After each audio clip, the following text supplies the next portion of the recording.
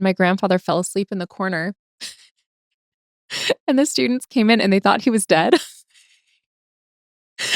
And so they went and got the office ladies to come and check on him because they're like, we think the sub's dead.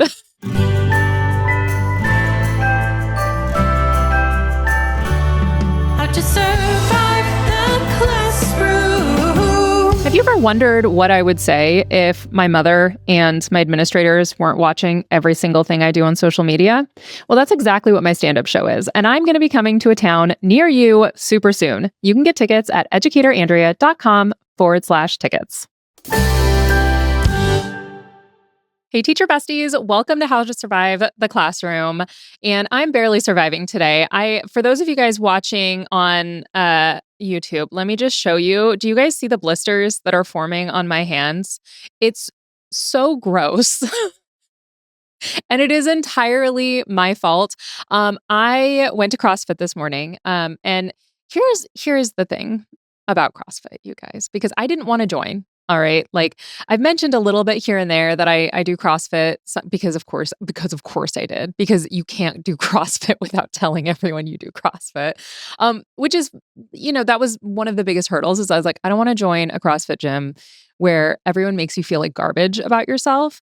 And so I decided I would try it out because they also had a deal for teachers. And I was like, amazing. Yes. I will be cheap and I will take that discount. Thank you. And so I started going. And at the time that I started, it was owned by this woman who was so sweet. And it was honestly like the most supportive, gentle way of coming into CrossFit. Like in my head, it was going to be like one of those boot camp scenarios where people are yelling at you. People are passing out and, their kidneys are failing. They're going into rhabdo, like all of that, right? So that's what I was emotionally, spiritually prepared for. So I show up the very first time I go to CrossFit and the girl, asked me what my fitness background is and stuff. I didn't understand any of the terminology, none of it. Like she's like, okay, now do like a lift clutch, like what I still don't know the terminology clearly. And she had to work so hard with me just to understand how to lift, the terms, all of it, because there's a whole new set of terms to learn, right? But they were so gentle. She didn't even ask me to do what everyone else was doing. She like very gently walked me into it, which is the reason that I now enjoy going and I can do most of the workout, right? Most of it, because I still can't do like a pull-up or anything like that.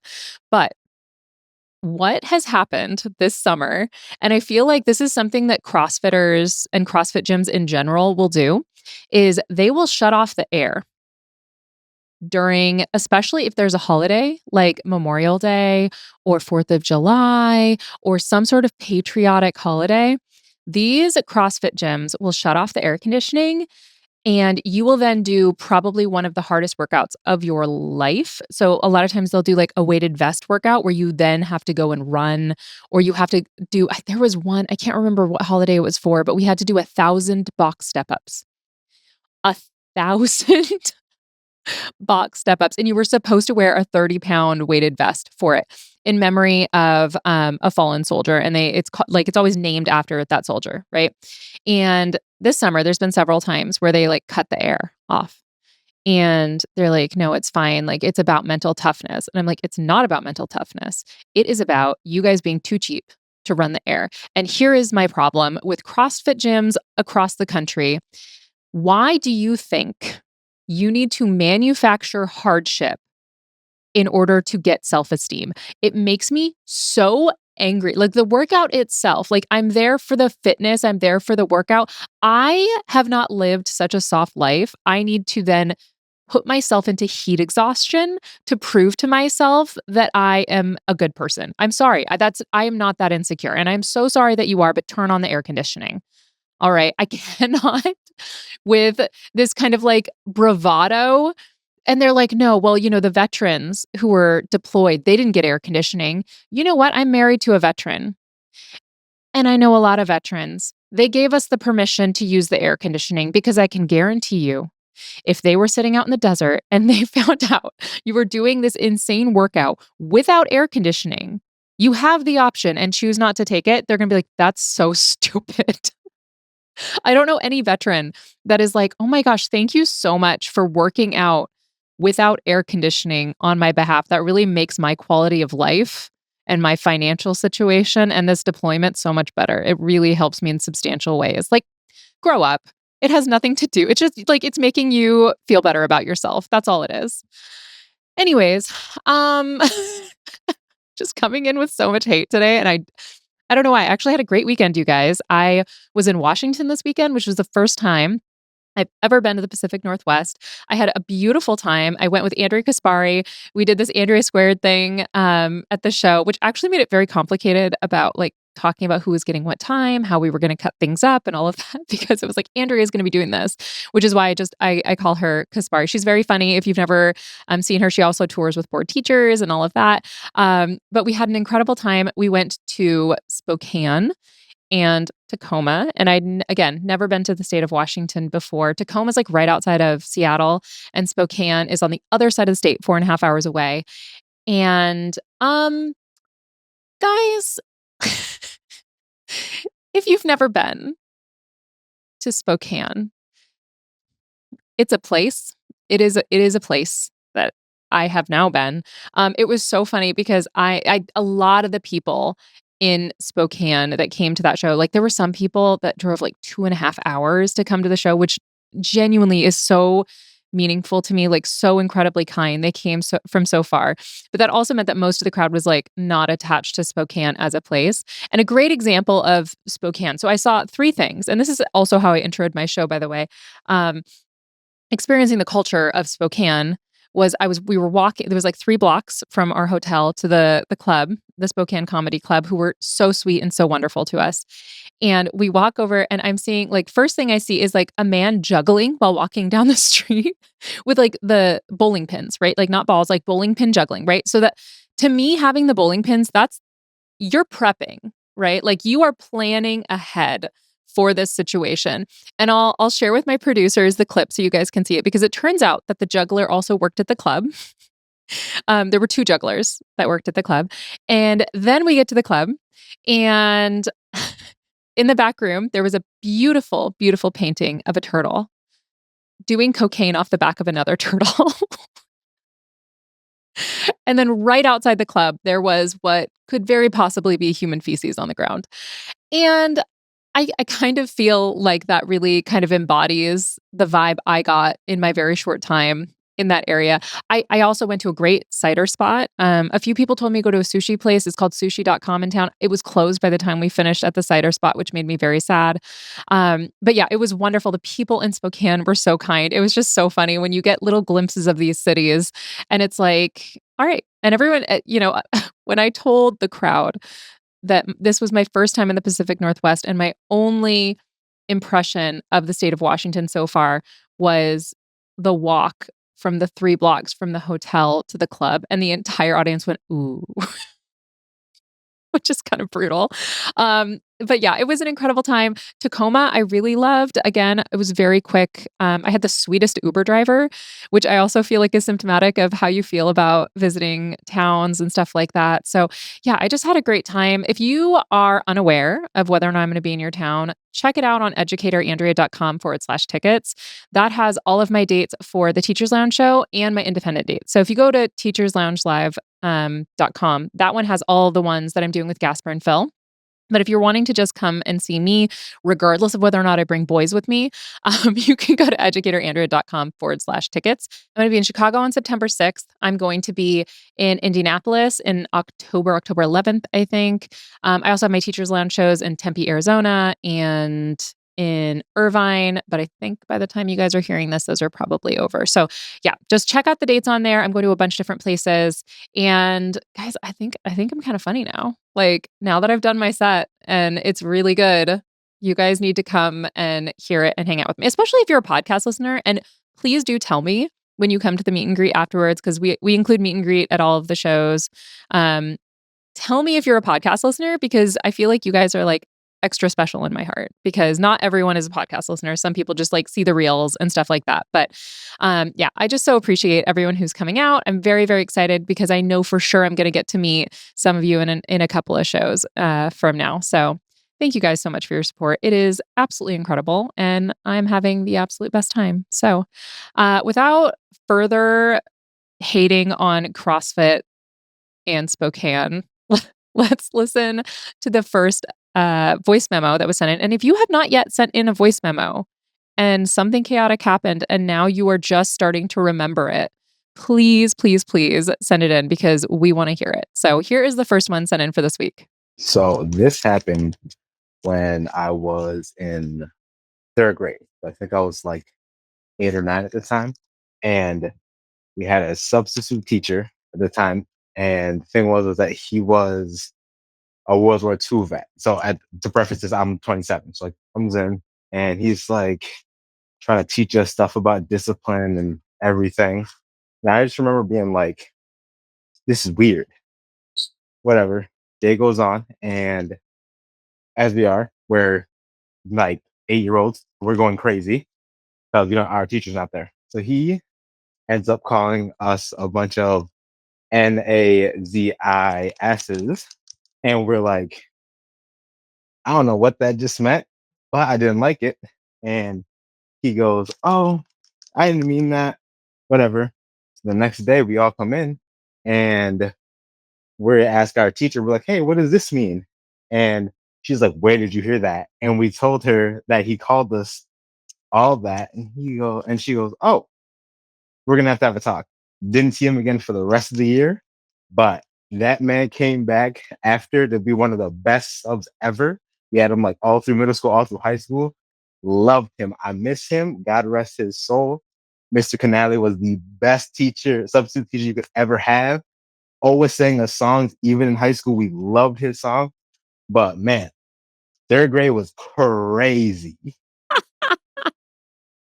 Here's the thing. Here's the thing. That is a crazy thing to say to a group of third graders. But I also feel like this is so symptomatic of finding out in the worst possible way that you are teaching at the wrong level. Like it sounds like he crushed when he taught middle and high school and like subbed for those grades. But when he was doing the younger grades, it became just so unbelievably clear that this was not it for him. I kind of wonder if he was trying to be sarcastic and like do a funny bit when he said that, like, especially if he introduces himself as a World War II veteran.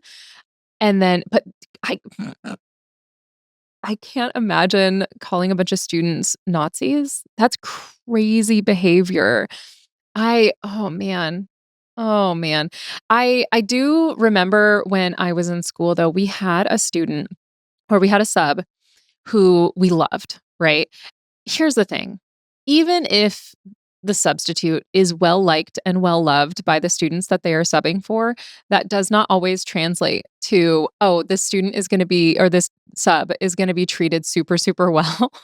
In fact, it might mean that that sub's life is going to be a little bit worse.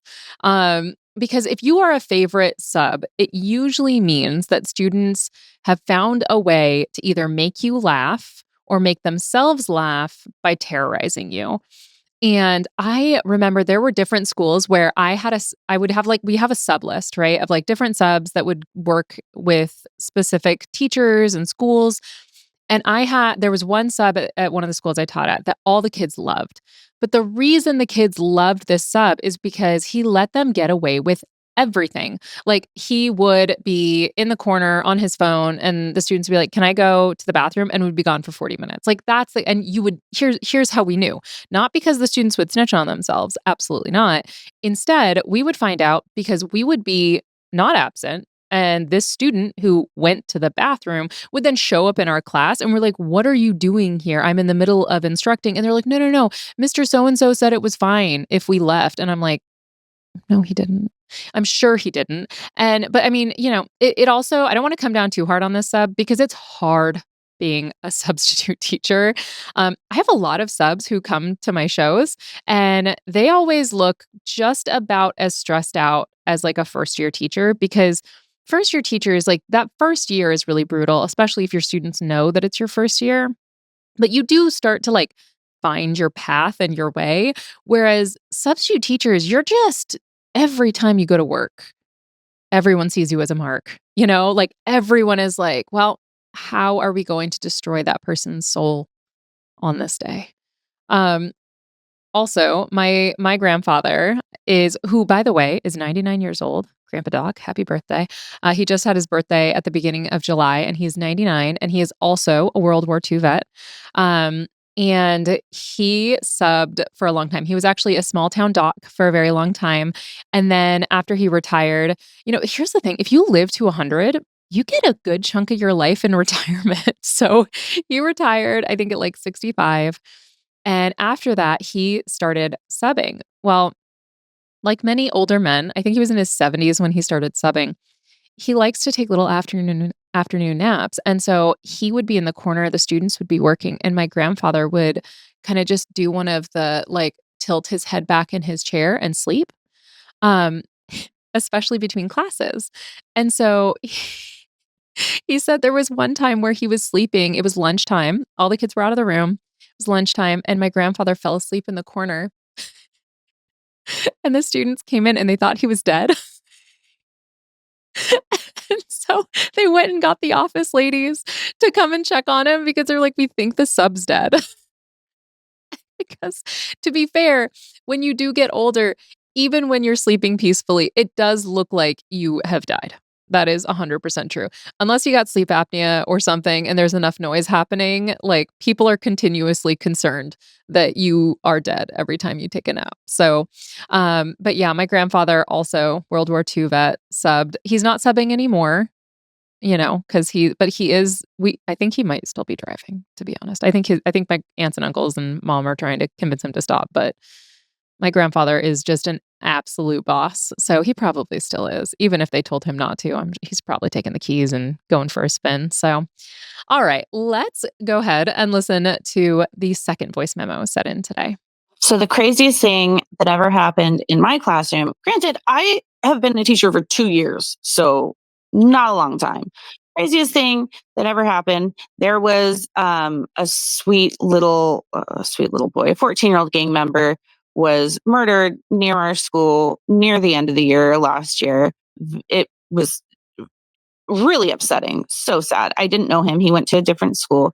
But then my student starts talking to us about how he was there and like what happened at this gang murder and stuff like that. And I had to freaking call the detective, and because they had no leads at that point, and I had to call them and be like, you need to come interview this boy. Really, really sad. This boy is now legitimately in a gang, but he's such a sweet little boy. He takes flowers to his mom's grave. Kids kill me because he's so sweet and he's a gang member and he was at a murder. But to me, he was just my little Daniel boy, and he was just a sweet little boy. He built blanket forts in my class, but no, he's a gang member. So that's super fun. However, I would much rather work where I work in a very low income area than anywhere else. These kids are amazing and I love them, even if they're gang members. Yeah. You know what? I think the craziest part of her story is that it's her second year and she's already experienced something like that. I think that people who watch teacher movies where there are gang members in the class, they get this weird impression that like these kids all come in ready to fight you as the teacher. Like I'm trying to think of the big ones. I mean, there's the Aaron Gruel book where it's Freedom Writers. Freedom Writers, that I remember watching when I think I was like in high school or something. And the Freedom Writers story where all of these like rival gangs are all in one class and they're all like awful to her and awful to each other in the class and all of that. And I think there is that expectation. So when you meet students who are legitimately like affiliated, so you usually at the school level, because you weren't allowed to be officially a gang member, the school, and in the district that I worked in, there had previously been a lot of gang violence and stuff like that. And it had gotten tamped down for the most part pre-COVID. And then when COVID hit, a lot of these kids from these communities were alone at their houses. Their families were at work all day. And the access to like the community, the support, the food, all of that stuff that they would normally have gotten from school, they didn't have access to. So during the pandemic, a lot of these kids that would have been in school with us getting support and community, all of a sudden we're now on the street. And there were adults that were out there, and those adults a lot of times were gang members. And so in these communities, this gap of leadership and community was filled by the leaders of these gangs. Um, and so you would have a kid who like is inside building blanket forts and then is out there at a shooting or is out there seeing a murder.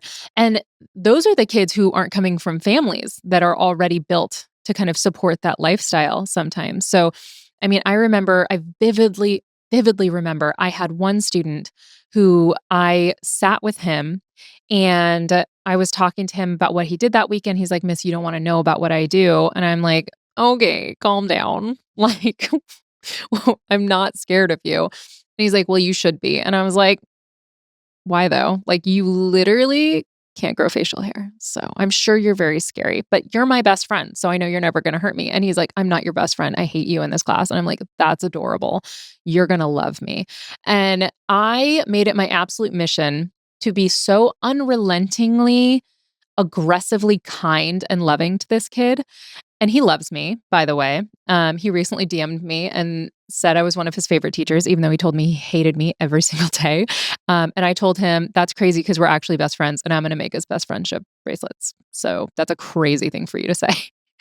And like these students, these kids who a lot of time find themselves in gangs and in really dangerous situations, what they're looking for is safety and community. Like more often than not, safety, community, money. Like those are the things that these kids want. And I would love to say if I grew up in their situation, I would know to navigate away from that kind of false safety. But the reality is these kids don't feel like they have a choice because if they're going to walk to school and they know there are these gangs on these streets, and if they think you're affiliated with one or the other, you're in more danger. So truly, a lot of these kids are just seeking safety and community. And so for me, every time I had a kid in my class that I knew was affiliated or suspected was affiliated, I really thought, just like with every kid, what my job is to give them safety and community in my classroom. And a lot of times the kids who were affiliated were no problem whatsoever in class, mostly because if you get in trouble at school, then that brings more attention to them, brings more attention potentially to the gang.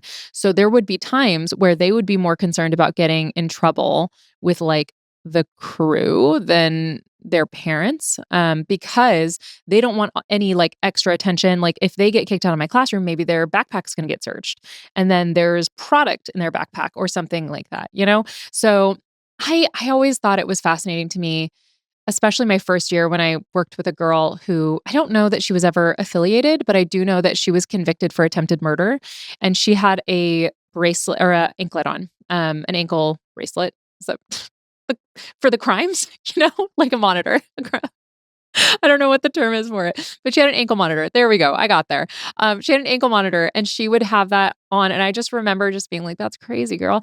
And I remember very vividly sitting with her the first time I met her because she was 19 in my class and she had been in prison for 6 years. So when she was 13 years old, had been convicted of attempted murder. And I remember sitting with her and like real casually, because I'm thinking she was in juvie for something silly, right? Like maybe she just got in some fights or whatever. And I remember sitting with her and being like, girl, what'd you go to jail for? Because a lot of times you'll have the parole officers will reach out to you, especially if it's a serious case like that. And I was like, why did I have to meet your parole officer? And she's like, oh, I was in prison. I was like, what were you in prison for? Right? Like, cause you don't want to say it loud enough for everyone to hear, but like I was like, what were you in prison for? And she's like, attempted murder. I was like, that's crazy. No, really. And she looked at me like, no, no, really. And I'm like, oh, that's okay. Yeah. She was great. She was great in my class. It became very obvious. Like she had also found faith when she was in prison. She had attempted to curb stomp a girl. So extremely violent attempted murder. But I also learned a lot about her personal life and what her home life was like at that time. And it was so dog eat dog in the place that should be safest for her. That's the only way she knew how to navigate the world. And she was absolutely darling to me. I hope she's still doing really well because I had a great relationship with her. And just like you said with that voice memo, like it's not the kids that you're like, it's not that kid that comes in all the time and is, like, all pissed off and is rude to you. Like, sometimes it's the kid that builds, like, blanket forts and all of that, and I think it's that empathy and that understanding that really, I think, makes it a lot easier to be a teacher, is that we understand that behind that bravado and behind all of that is a kid who wants to build blanket forts and maybe doesn't feel like their house is safe enough to do it in. So, thank you for doing what you do and fighting for those kids, because a lot of people would hear this kid's in a gang, this kid's affiliated, and immediately write them off. And I think that the thing that keeps some of those kids from continuing down that path is a teacher that says, "You're a great kid, and I think you can do better than this." So thank you for doing what you're doing. Um, and on that, gosh, that was like a PBS special. Um, I have other things for you. I have some really cool new teacher resources I found. So I'm going to share those with you when we get back right after this.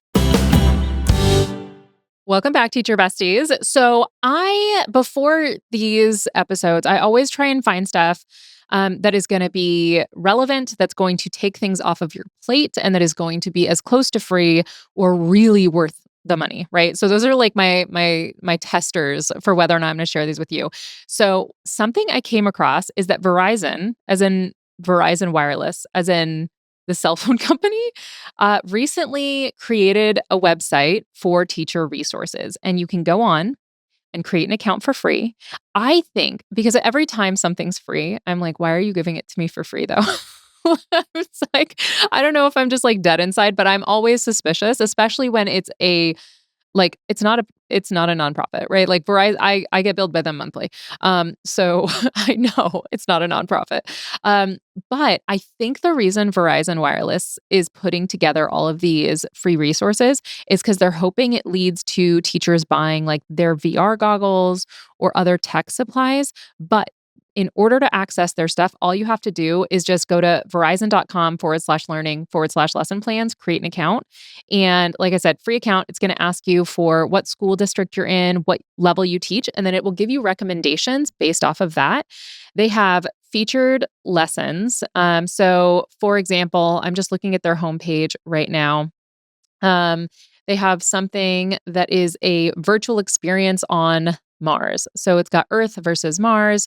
You begin by using your five senses. They have, so this one plugs into an augmented reality goggle. And I know some schools have these.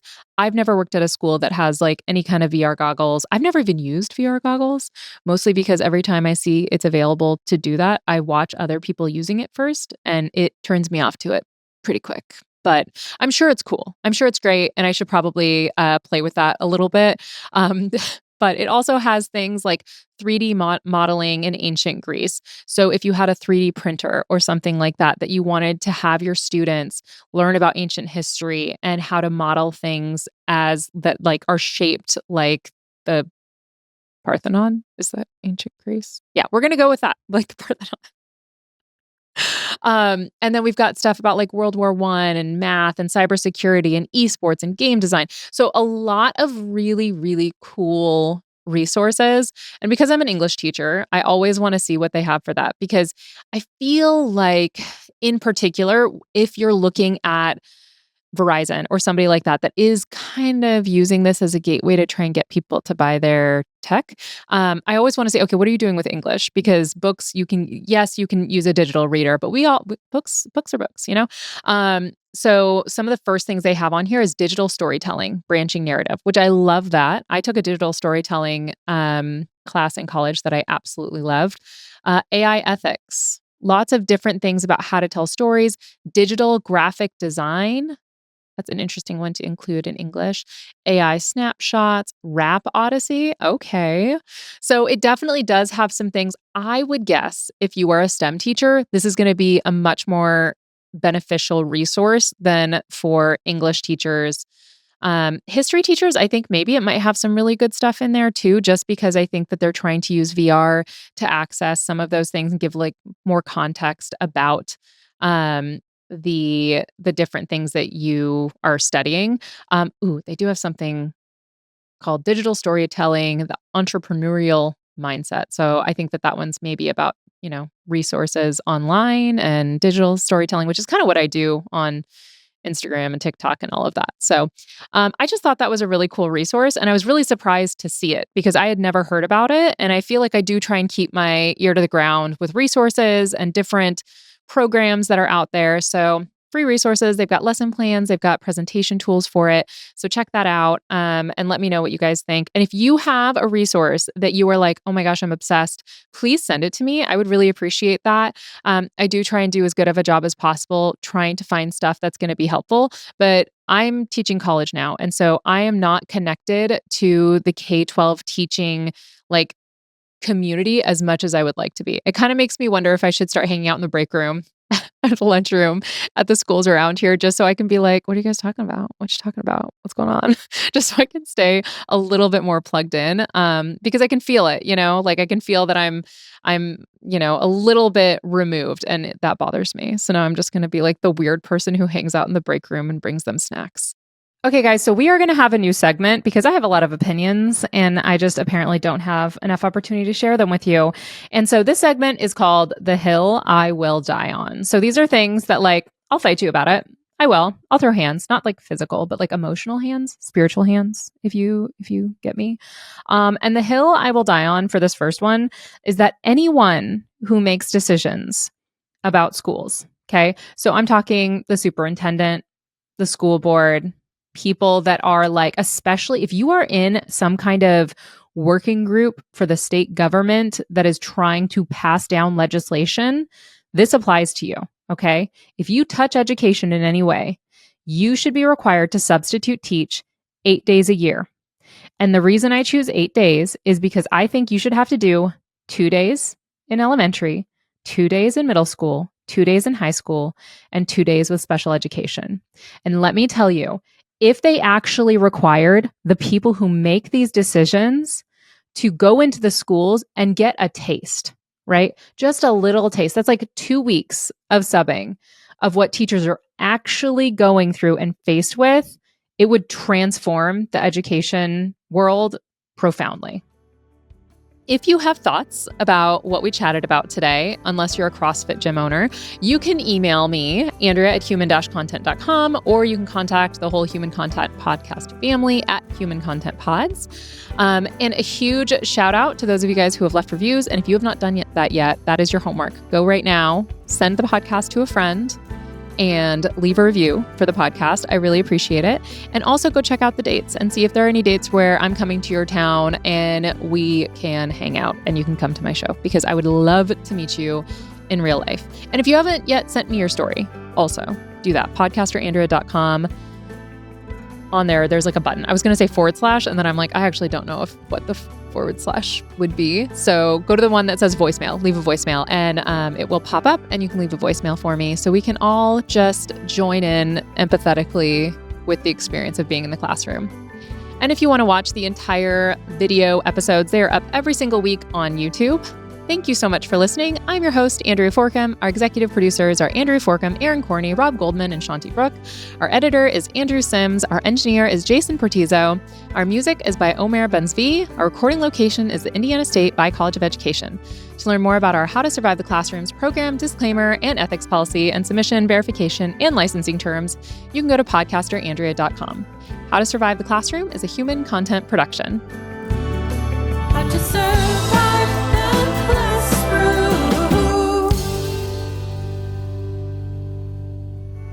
Thank you so much for watching. Want more of How to Survive the Classroom? You can watch more episodes right now. Just click on that little box over there. You see it? And if you haven't yet, please subscribe. Okay, bye.